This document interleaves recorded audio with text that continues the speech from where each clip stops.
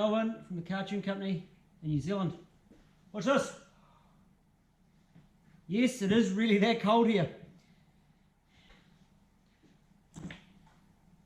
And I've got my chainsaw out because we had a little bit of an incident tonight. So I had a plan for today, and it was to get this particular loom finished in a box, ready to go. And life as per normal threw a bit of a curveball.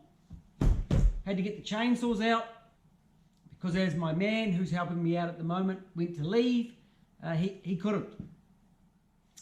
Gravity had its effect, and the rain and the wet, and the road was blocked.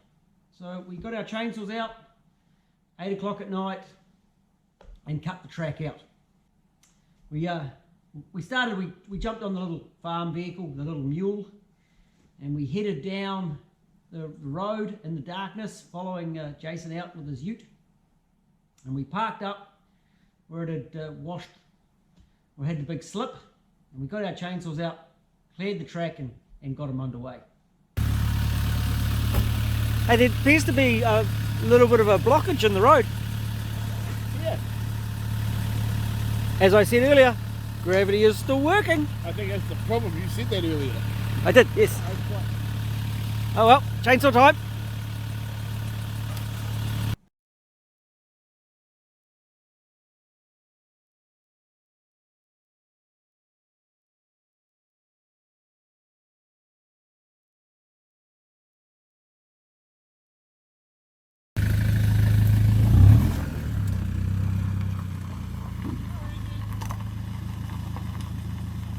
Set him up!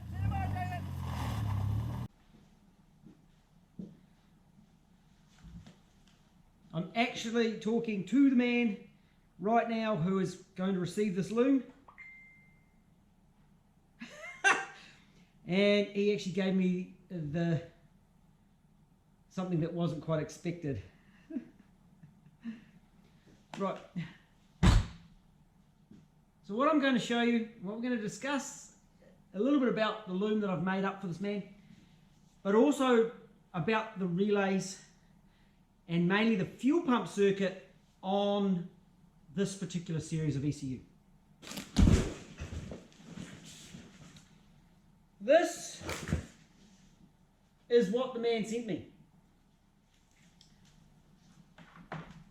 Starter knock loom.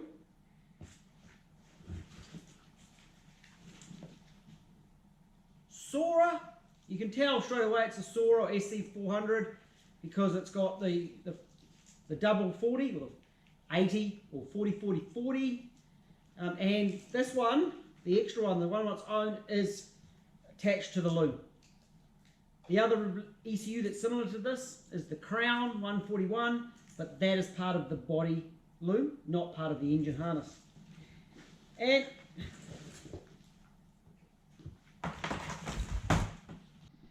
this is what we've got. Spare wires, lots of broken, which is normal, of course.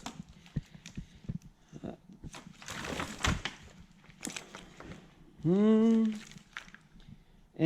that's where it starts to get pretty ugly. And you'll notice here, there is a lot of dirt on this particular loom.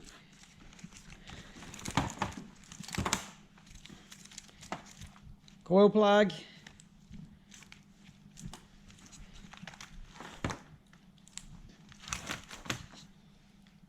So that's what I was given to start with.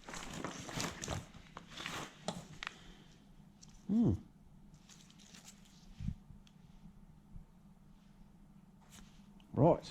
So I see quite a lot of these Sora looms coming out of Oz, and this is actually not the worst one. That's this crank loom, but broken, just simply ugly on that one. The main harness, ugly. And the way Soras are configured, or SC400s are configured, the igniters are off the back here.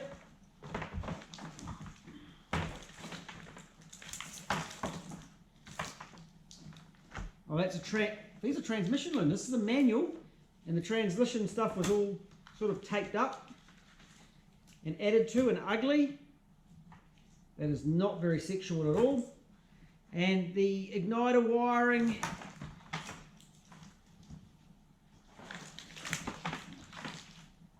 is here. And you see the igniter wiring and this stuff is configured a bit funny for conversions. And this one's just a plain mess. A solution is required.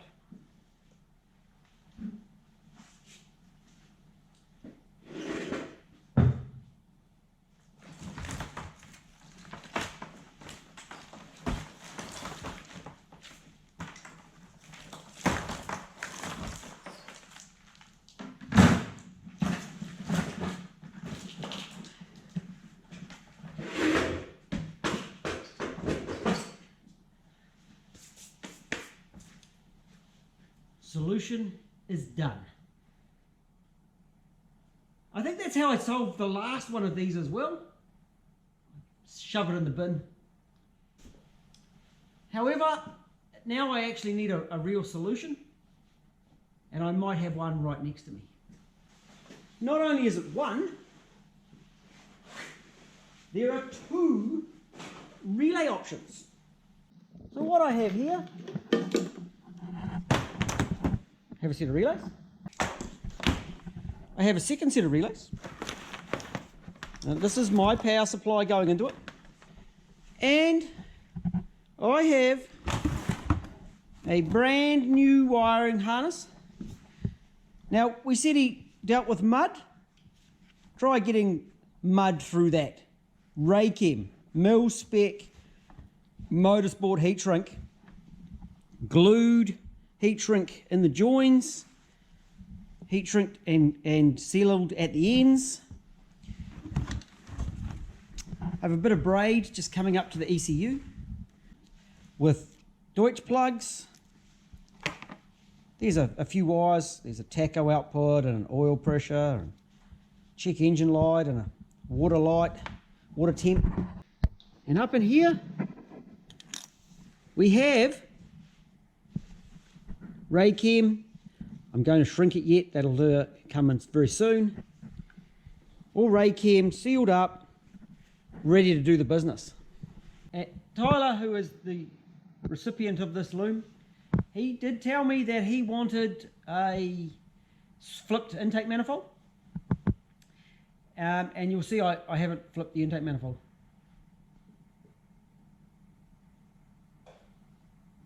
But I'll show you soon that we can in fact reverse it very, very easily.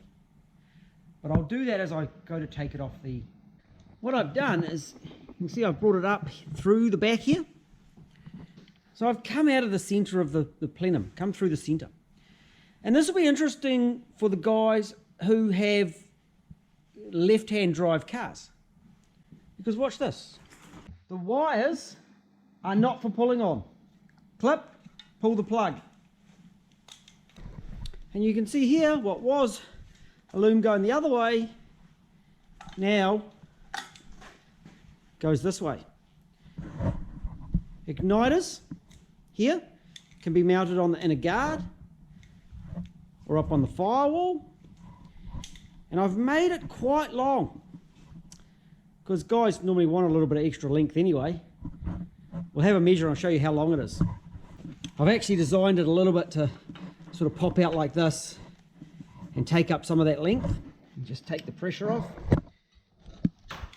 and then get secured in this area here or in here. By going through the center, it means that airflow meter, which I've left a little bit long as well, is easy to flip out to this side. TPS can be flipped out this side. And over here we have this one.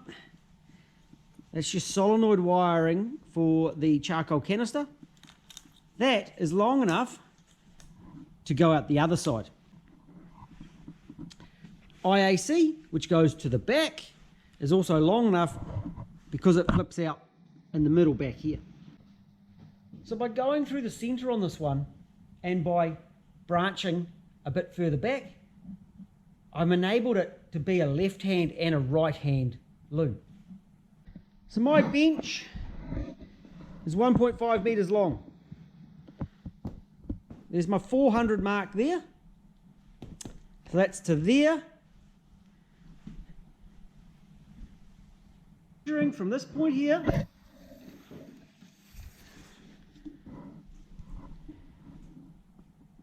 .4 meters, 55 inches for you guys in banana measurements. I used the yellow tape measure because that's the color of a banana. Of course, it does shorten up a little bit by popping it over there. We've got a big 65mm grommet. Try and keep the water on the engine side and not in the cabin.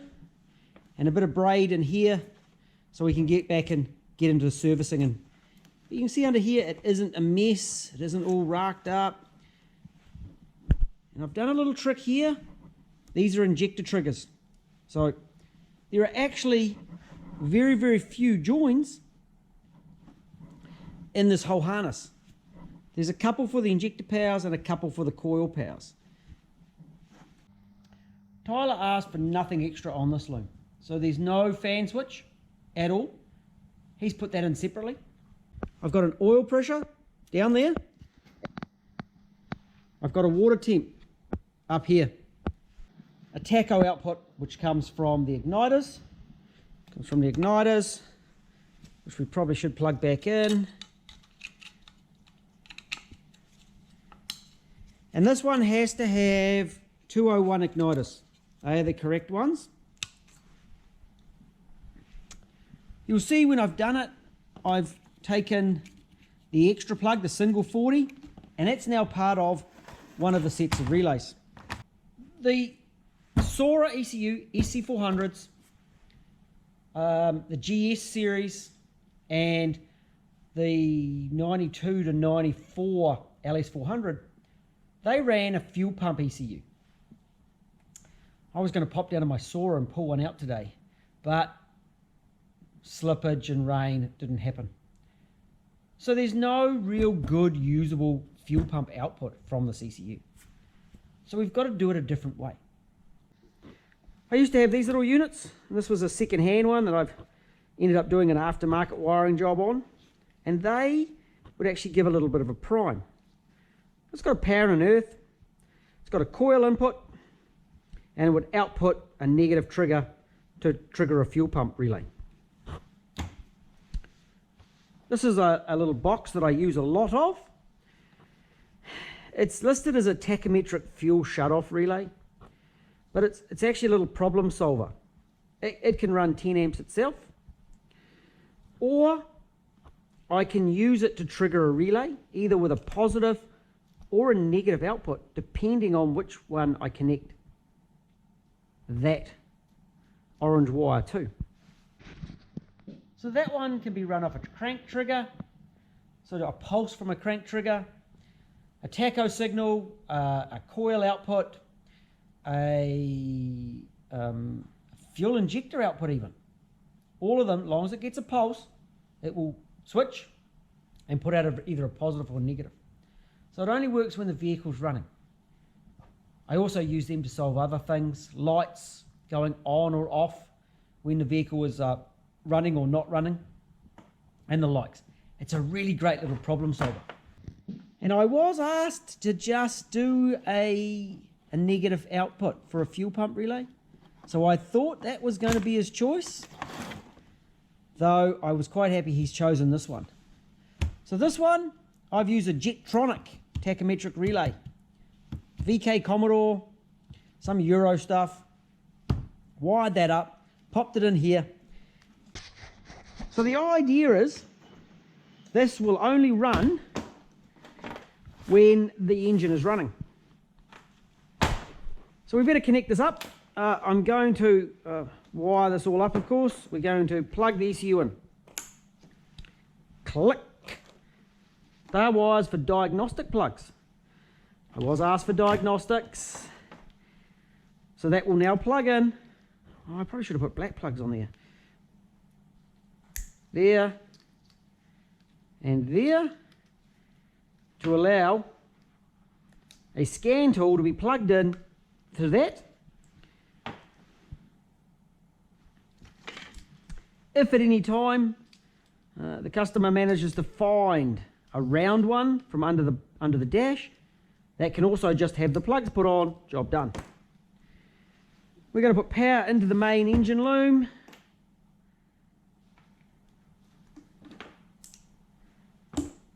And we put battery power into that plug there. I would like that fused for like a main fuse. Probably about 40 amps would be plenty. This one, FP on the end is fuel pump. So we put the fuel pump in there. Oh, let's do a check light. So I'm going to do a quick check light. And we'll just flick this back. Give it some voltage. And into check engine light, which is right here. Check engine light. It's not going because the ECU isn't powered up. Ignition in, right here. Oh, it's got a check engine light. And hit the starter button.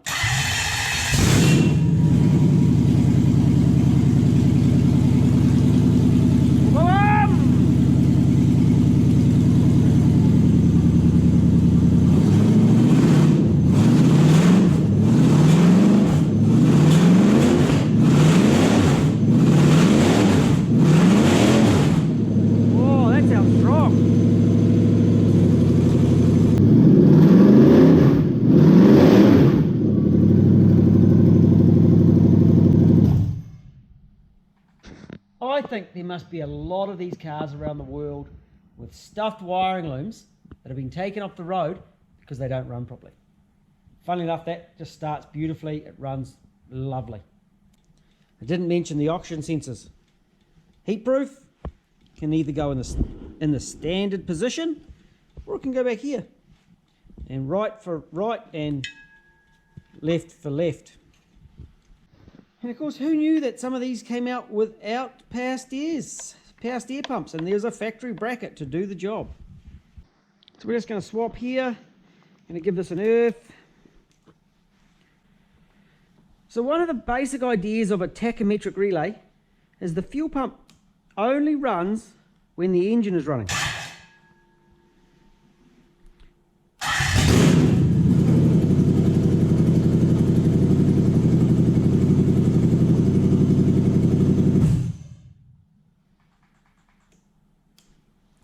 And this one works really, really well. I actually have trouble just giving it a flick without the engine starting.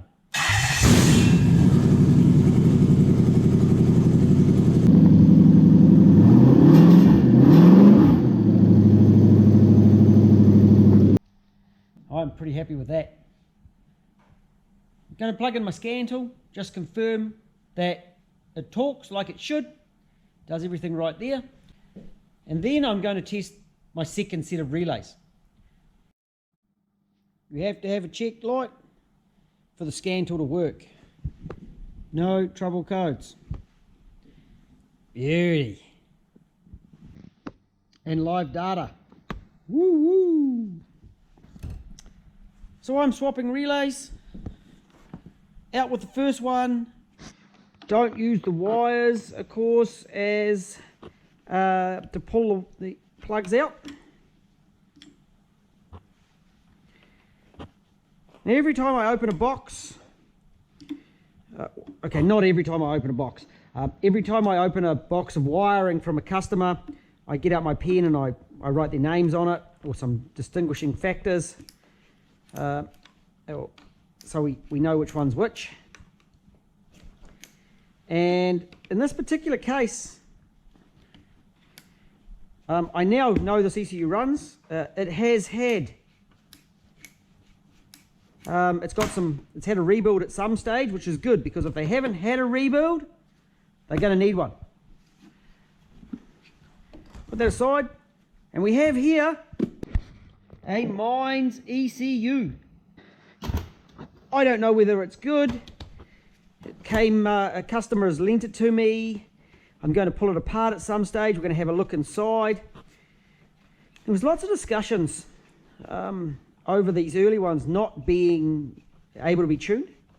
Well, they just couldn't be tuned to normal people.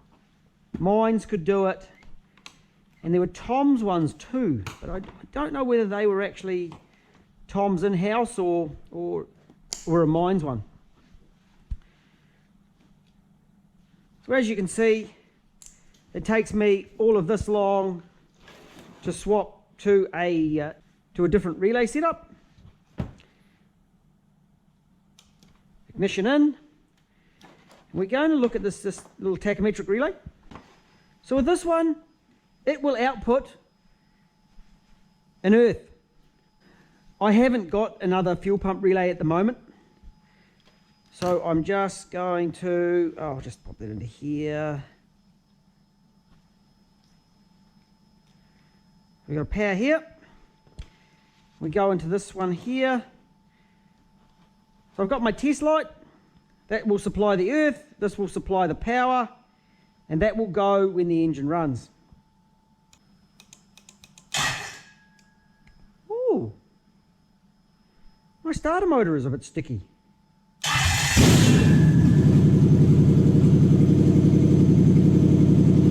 There. Outputting an earth.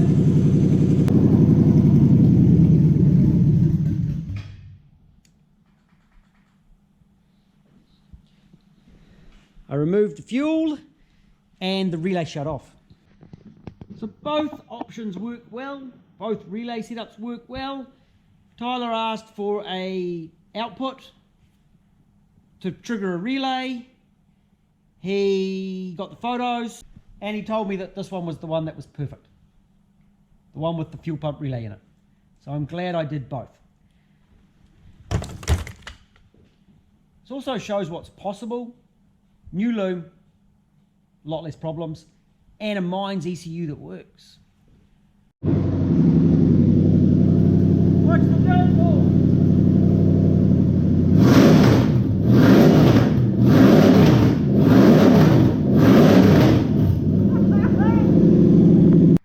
There's dirt falling off that truck when I rev the engine. That's funny as. That Mines ECU seems to work. I'm going to pull it apart and on another video and have a look. And then I'm sure there's going to be someone around the world who wants a uzz30 Mines ECU with the no speed limit. And it wants to run on a better fuel. 100 octane is the recommended fuel for that one. With the Mines ECU, there's actually a whole extra slab of metal in here. It's got an extra board. Really, really interesting. Here I have an SC400 ECU. A mate of mine over in the United States has rebuilt that. I brought it from a young guy over in the States. He shipped it straight to Relentless Motorsport. It's been rebuilt. So I was really happy to see it. And we got everything. I need a fuel pump. I've switched back to the relay setup with the fuel pump relay in it. Bam. Fuel pump on the end by FP. Ignition in, right there. And torture my ears one more time. Woohoo!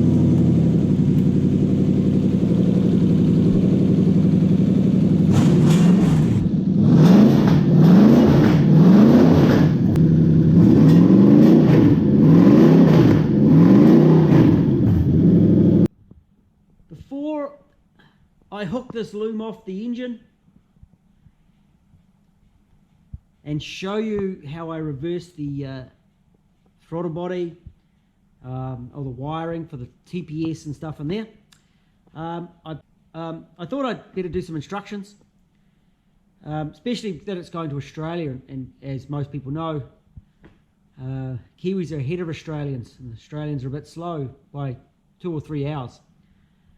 Tyler, take the loom, put the loom on the engine, plug the injectors in, they've got numbers on them, plug the coils in, plug all the sensors in, put the earths on the back, oxygen sensor left for the left one, right for the right one, feed it into the cabin, plug the ECU in, plug the relays in, put power to that one, hopefully put a fuse before it gets to there, hopefully. Fuel pump, ignition in, brum brum, starter. That plugs in, that's for your dash, pretty simple. There is this little plug here, don't worry about it. I was playing with some of these throw a speed sensor code, so that's for that if we need to sort it. And I'll show you how to put it under the intake manifold. It's going to be lovely, it works up here, it's hot run, actually properly done, and if I'm ever on Tassie, I'm going to look you up and we're going forward driving and we're going to get this thing covered in mud. And of course, if you need to clean it, hit it with the water blaster because it's a sealed raychem. You can throw all the crap you want at that loom and it'll be just fine. I even did one on a sprint boat where we tried flowing a little bit of flames. Please don't throw flames. It takes a bit of a flash fire, but we don't want big flames. That's bad. Let's get this intake, let's get the plenum off and have a look how it goes underneath the middle. So as I take this off, we're going to show you how the intake manifold can flip. Cold start injector is underneath there. And normally you spin the pipe around, or just let me steer it. Normally you spin the pipe around on the cold start. We're just going to give an example. So that's going to go to the back like that. Means this, the idle speed control needs to go to the back.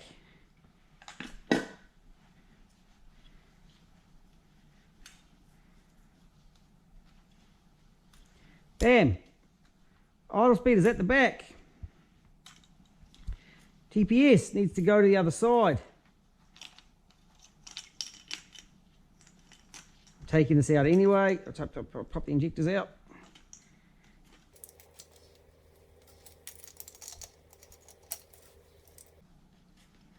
TPS going out the other side.